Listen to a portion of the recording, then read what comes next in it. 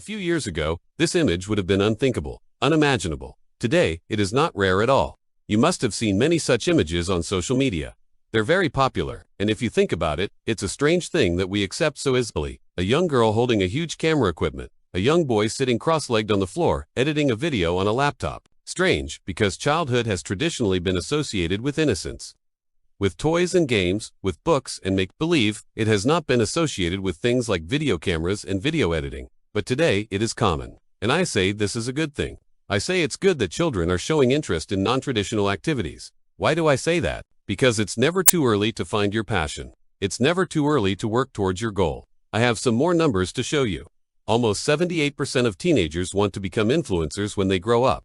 In America alone, there are 1 million influencer jobs today. Many of them were created in the last 5 years, and these are full-time jobs. Influencers make almost $100,000 a year. In India, the number is slightly lower. Only 46% young people want to become influencers, but the trend is growing. Now tell me this, what does it say about our times? That even at such a young age, kids know what they want to become when they grow up.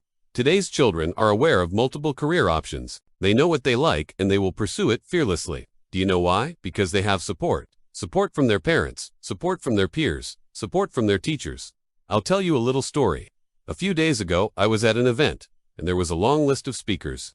All of them were successful professionals. As the MC announced each name, the audience applauded. But there was one name which got a special response, a special applause. It was a young girl, barely 24 years old, a professional golfer. As she walked onto the stage, the audience stood up and applauded for 2 minutes. This young woman had made the cut at the US Women's Open. She was representing India at the Olympics. And the applause was not just for her sporting achievement, it was also for the fact that she dared to dream. She was breaking stereotypes. Golf is not a very popular sport in India, especially not among women.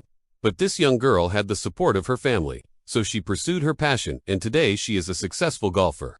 You see, every choice that we make has a ripple effect. If you like something, if you show even a remote interest, there is a whole world of opportunities waiting for you. Don't be afraid to make that first move. The choices that you make today will determine the kind of life you will lead tomorrow. We often underestimate the power of choices. How many of you decide what to study based on a career graph or a job? How many of you decide what to study based on what your friends want to study? How many of you decide what to study based on what your parents want you to study? And how many of you decide what to study based on what you truly love? We often don't get to choose what we want to do. Often we don't even try. When I was in college, there was a compulsory paper called Environmental Studies. It was for first-year students, and one day during the class, we were asked to write a paragraph about ourselves. I still remember what I had written. I said I was an introvert, that I liked reading novels, that I did not like parties, that I liked listening to music, and I could go without talking to anyone for days. I ended the paragraph with a quote by Jane Austen. I must confess that I always feel a tundra for a quiet man. Little did I know that my professor was going through my answer sheet. And little did I know that he was going to pull me up in front of the entire class. He said, "This is a college, not a convent, and I don't want you to write tundra in your answer sheets." Well, I was shocked. I was just giving an example. But then I realized that maybe my professor was right. Maybe in that environment I wouldn't be able to survive if I was so different. So I decided to bury my love for literature.